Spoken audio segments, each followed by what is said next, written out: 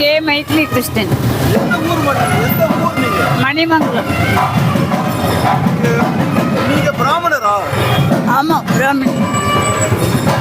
உங்க கணவர் என்ன பண்றாரு? நீங்க என்ன? இல்லை, அவர் அதாவது ஒரு கணபதி ஹோமத்துக்கு போனவர் திரும்பி வரவே இல்லை. நான் வந்து சொந்த மணிமங்கலம். நான் சாப்பாட்டுக்கு எல்லாமே இந்த மாதிரி உதவி கேட்டுன்னு ரொம்ப கஷ்டப்பட்டுன்னு இருக்கேன்.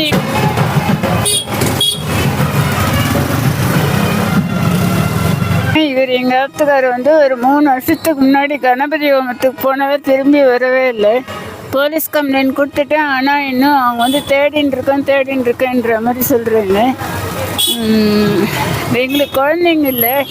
இந்த மாதிரி உதவி கேட்டு பிச்சை எடுத்து தான் ரொம்ப கஷ்டப்பட்டுன்னு இருக்கேன். ஆனால் எங்களுக்கு ஒரு வீடு இருக்குது, அது கட்டி முடிக்காமல் ஃபினிஷ் பண்ணாமல் இருக்குது. அது மேலே லோன் இருக்குது.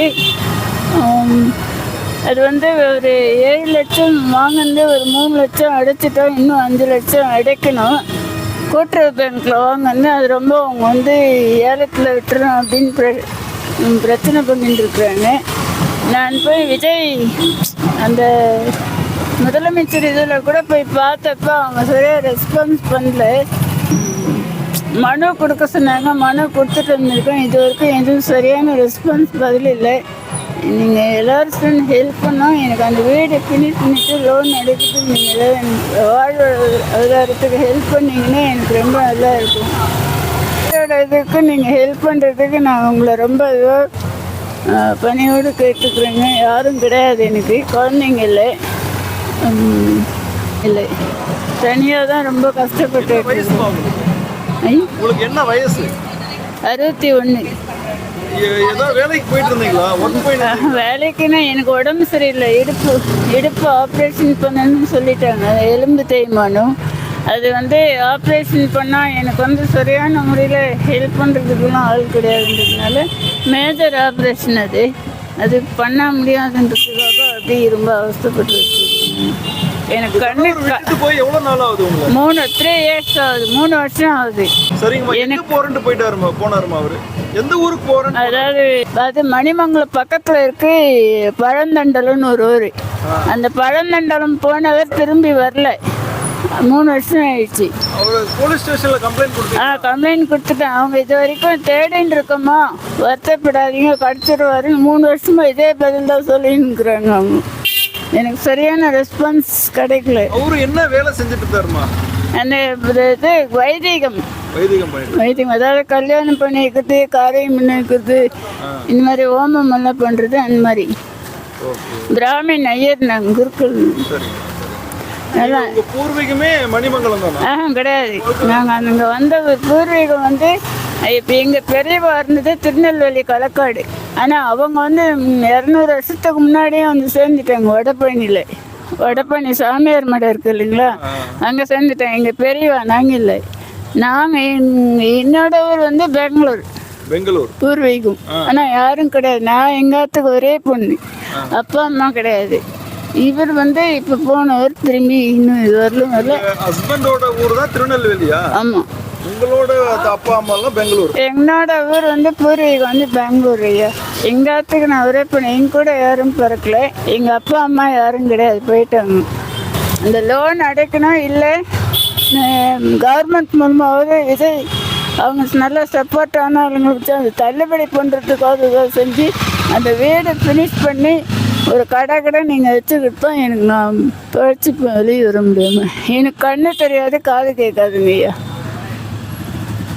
ரொம்ப கஷ்டப்பட்டுருக்குறேன். எல்லோரும் சேர்ந்து எனக்கு ஹெல்ப் பண்ணால் ரொம்ப நல்லா இருக்கும். என்னோடய நம்பர் வந்து 9884094152.